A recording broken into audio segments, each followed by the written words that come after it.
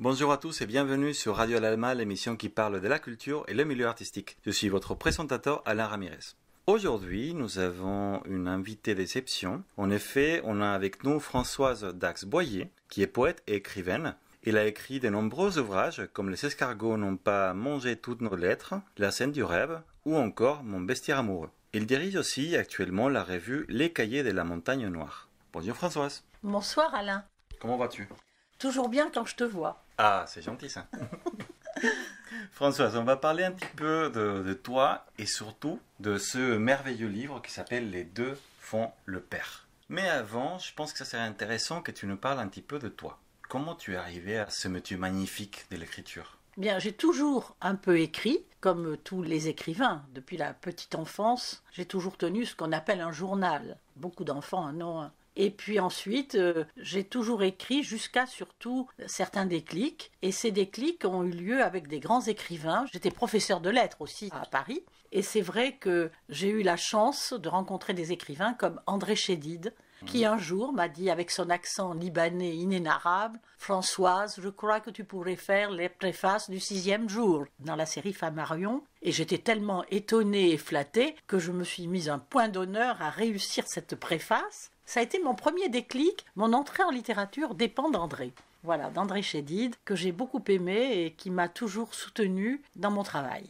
D'accord, voilà. C'est génial. Et du coup, tu as rencontré plein de personnalités comme ça ? Oui, parce que ensuite j'ai été responsable, dans le cadre de mes activités de professeur de lettres à Paris, j'étais responsable, c'est un sigle de l'éducation nationale que je n'aime pas, mais c'était au CRDP, c'est le Centre régional de documentation pédagogique, qui à Paris se trouvait dans un hôtel particulier très joli. Et là, j'ai créé un atelier de rencontres avec des écrivains contemporains, où la première invitée a été André Chédid, bien entendu. Ensuite, j'ai rencontré Michel Tournier, avec lequel j'ai fait un film, à la recherche du temps présent, à travers son œuvre de Pierrot ou les secrets de la nuit, que j'avais beaucoup aimé. Et ensuite, il y a eu également Philippe Solers, Jean Tardieu, bien sûr, dont j'ai dirigé ensuite le Cahier de Lerne. Donc c'était toute une pléiade d'auteurs que j'admirais et qui venaient répondre à nos questions, et c'était fabuleux. Voilà, ça a été un moment de rencontre très fort qui m'ont donné ensuite envie d'écrire, pas mieux qu'eux parce que j'en suis bien incapable, mais en tout cas aussi bien qu'eux. Voilà. C'est déjà pas mal. C'est déjà pas mal. C'était un début.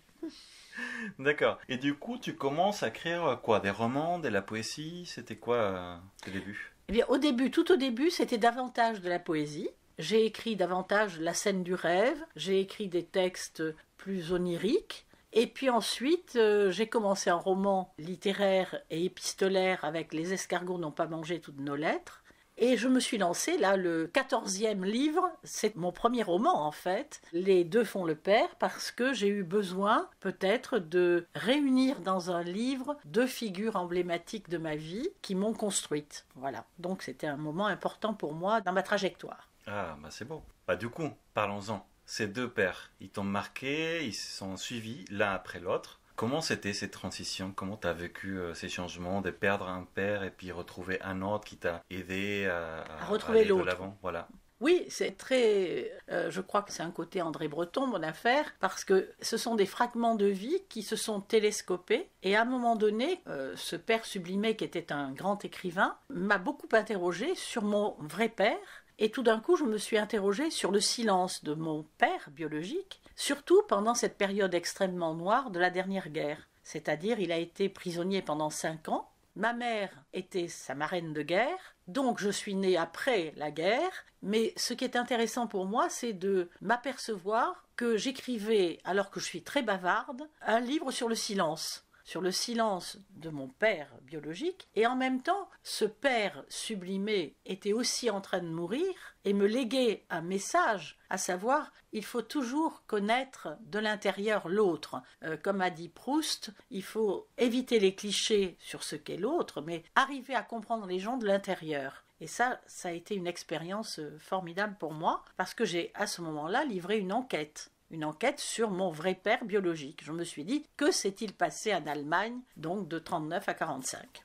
Et t'as fait comment ? T'es allé là-bas pour découvrir des choses, t'es allé sur place, voir les lieux, peut-être là où il était enfermé Oui, alors pour te répondre, je suis allée 3 fois en Pologne parce que au début, c'était comme beaucoup de prisonniers français qui d'ailleurs sont restés auprès de leur cher petit ami, c'est-à-dire il était dans une ferme très bien accueilli par une jeune femme qui était contente d'avoir un Français. On a vu La Vache et le prisonnier avec Fernandel récemment, donc c'était tout à fait dans cette tradition que les Français ont rapporté ensuite, alors que mon père était une tête brûlée. C'était un personnage un peu fantasque, un peu excentrique, et donc il ne rêvait que d'une chose, s'évader. Ce qui fait qu'il a fait plusieurs tentatives d'évasion. Et la 3e tentative d'évasion l'a amené au camp disciplinaire de Sagan. Alors le nom de Sagan, ça m'a fait rêver aussi, puisqu'effectivement la province de Sagan m'a fait penser à Françoise Sagan, que j'avais eu le bonheur de rencontrer à Paris plusieurs fois aussi. Donc Sagan, c'était une province, c'était la propriété des Talleyrand. Donc je me suis dit, mais qu'est-ce qui s'est passé dans ce camp de Sagan ?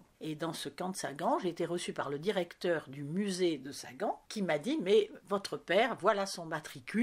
Et il m'a sorti la photo qui est sur la couverture de mon livre. Il m'a sorti une photo de mon père jouant de l'harmonica, alors que mon père détestait l'harmonica après la guerre. Quand je lui parlais d'harmonica, il me disait, mais c'est affreux cet instrument, je n'aime que la trompette. Alors avec ça, j'ai trouvé donc des choses très étranges sur l'identité de ce père. D'accord. Bah du coup, on comprend pourquoi il détestait l'harmonica après. Ça le rappelait peut-être des choses difficiles en fait de ces années. Qu'est-ce que tu as découvert en fait? Tu as découvert un père différent à celui que tu connaissais chez toi? Oui, j'ai découvert, alors grâce à ce directeur de camp, j'ai fait une petite enquête et j'ai eu des témoignages de ce qui se passait dans ce fameux Stalag 8C, qui était le parallèle de la Luft, je ne sais plus son nom, où il y avait d'un côté les aviateurs, et ça a donné le film de la Grande Évasion avec Steve McQueen, et puis de l'autre, il y avait les prisonniers de l'armée de terre. Donc c'était 2 camps parallèles, là-bas à Sagan, où il y avait c'était des villes. Enfin, comme moi j'étais effrayée quand j'ai vu de visu ce qu'était ce camp de Sagan. Voilà, ça m'a beaucoup émue, parce que tout est rasé, il reste plus que quelques briques.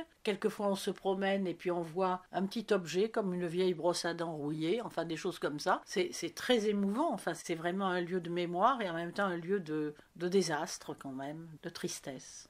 Et est-ce que du coup cette recherche, parce que ce que tu m'as dit, a vraiment commencé par enfin c'est pas une volonté, mais un conseil de ton 12e père, oui, qui te disait voilà, va chercher, informe-toi. Est-ce que du coup ça t'a approché aussi un petit peu du 12e père? Oui, parce que le 2e père qui me posait toutes ces questions était, lui, un résistant pendant la guerre, comme c'était un grand écrivain, et il avait participé à des actions à Paris avec Vercors notamment, avec Éluard, avec Aragon, qui, eux, faisaient leur guerre à travers des libelles, à travers des poèmes, pour dénoncer ce qui se passait. Ça a été l'horreur, ils ont été tous extrêmement présents dans cette résistance française, mais ce père sublimé disait: ton père était dans l'action et moi j'étais dans l'écriture, et c'était pas tout à fait la même résistance. Par exemple, cet écrivain me disait finalement, ton père est un figurant de la défaite, parce que tous ces prisonniers qui sont rentrés chez eux sont rentrés pas du tout reconnus par la société puisqu'ils avaient perdu.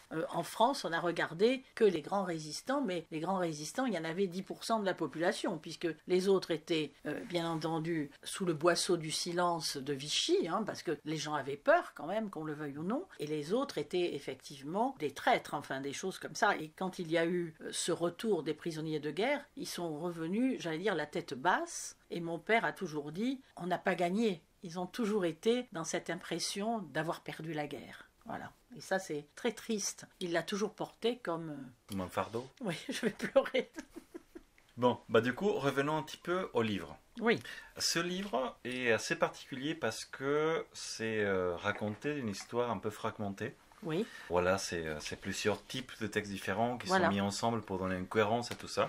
Comment tu arrives à cette idée de le faire comme ça ? Parce que je trouve que la vie est faite de fragments, je trouve que la vie est faite d'instants, et que j'ai un ami qui m'a téléphoné pour me dire ton livre, il y a 6 livres dans ton livre. Il m'a dit il y a un côté dictionnaire de citations, puisqu'il m'a dit c'est très littéraire, effectivement. Et ensuite il y a effectivement l'histoire de mon père biologique, il y a l'histoire de l'autre père, et il y a aussi tous ces échanges que j'ai eus avec le père sublimé avant sa mort, qui est un questionnement sur la mort quand même. C'est un livre qui parle de la mort et qui n'a pas peur d'en parler. Et ça c'est important pour moi aussi, parce que pour ceux qui liront le livre, c'est quelque chose que j'ai essayé de tourner un peu en dérision et de dédramatiser.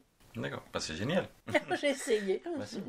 J'ai essayé. Ça marche. Du coup, toujours en parlant du livre, tout ça, pourquoi le faire maintenant? Ça, c'est une très bonne question. Je pense que je l'ai fait maintenant parce que le deuil, que ce soit celui de mon vrai père, du père sublimé, je trouve que ça prend toujours beaucoup de temps. Je crois qu'il y a aussi toutes ces allées-venues dans nos têtes en disant figurant de la défaite, d'accord, mais en même temps, un homme qui a surmonté toutes ces épreuves, qui m'a faite, qui a réussi à avoir une vie de famille, j'ai eu 2 sœurs, enfin, etc. Et c'est avec courage, finalement, qu'ils ont surmonté toutes ces épreuves, dont, finalement, comme des anonymes. Enfin, on n'en a pas parlé de la façon dont ils avaient géré cette après-guerre, justement.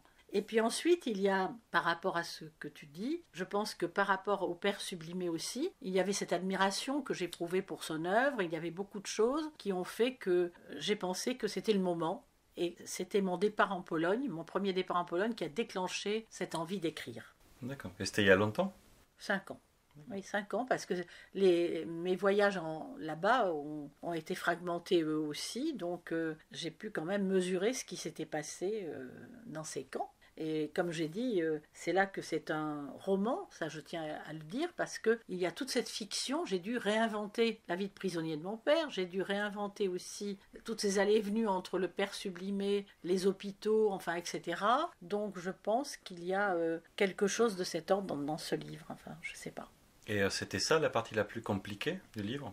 La partie la plus compliquée du livre, c'était de reconstituer tout le puzzle. C'est-à-dire j'ai eu l'impression qu'il y avait plein de fragments, comme je t'ai dit, et qu'ensuite il fallait réunir et fédérer tous ces morceaux pour que tout le monde puisse s'y retrouver, le lecteur surtout, et moi-même, puisque finalement il fallait que je m'y retrouve quand même un peu. Par rapport aux autres livres que tu as fait avant, celui, personnellement, qu'est-ce qu'il t'a apporté de plus? Je crois qu'il m'a apporté une chose importante, c'est la confiance. Parce que je pense que j'ai redonné une dignité à mon père biologique, j'ai redonné une dignité à mon père sublimé. Il n'en avait pas besoin, mais en même temps, c'était très intéressant que ce soit lui qui soit le moteur finalement de cette quête. Et je pense aussi que l'écriture permet de restituer une dignité aux gens et aux personnes dont on parle. Surtout qu'aussi, bon, c'est un livre qui parle de l'amour, en fait. Que ce soit Oui. pour l'un ou pour l'autre, tu donnes, en fait, tout de toi. C'est assez important, non? Oui. Comme histoire pour toi. C'est un livre d'amour, mais c'est un livre de transmission. C'est-à-dire, par exemple, mon père, biologique, m'a transmis l'amour des champignons et des cèpes dans la Montagne Noire. Du fait que je dirige un cahier de la Montagne Noire, n'est pas innocent, parce qu'il m'a donné ce goût de la nature, de la vraie nature, au-delà de ce qui est maintenant à la mode. Et ensuite, mon père sublimé m'a transmis l'amour de la musique, l'amour des belles lettres, bien sûr. Et dans le livre aussi, il y a tout un travail sur la littérature russe que nous aimions tous les deux, que nous avions en commun. Voilà. D'accord, donc c'est un livre qui nous fait voyager, en fait. Entre la Russie, la Pologne, la France. Et c'est magnifique. Oui. Il y a tout dans ces livres. Presque. Presque. Qu'est-ce qui manque à ces livres? J'en sais rien. C'est au lecteur de me le dire. Ah. Bah ça, pour le coup, on verra bientôt. Le livre est déjà sorti. En librairie, oui. En librairie. Oui, aux éditions du Palais. Voilà, aux éditions Le Palais. Il s'appelle Les deux font le père. Oui, il y a un petit jeu de mots qui vaut ce qui vaut. Voilà. Et il est déjà disponible depuis la fin du mois de février. Voilà. Depuis il y a quelques semaines. Donc on vous invite à le chercher, à le lire avec un grand plaisir, avec un petit verre de vin à la main pour bien le déguster. Comme il se doit. Comme il se doit, exactement. Et voilà, Françoise, je te remercie énormément d'avoir passé ces petits moments avec nous. C'était génial. C'était très agréable, Alain, comme d'habitude. Merci. Du coup, nous, on se retrouve la semaine prochaine pour une nouvelle histoire passionnante. Et je vous dis à très bientôt.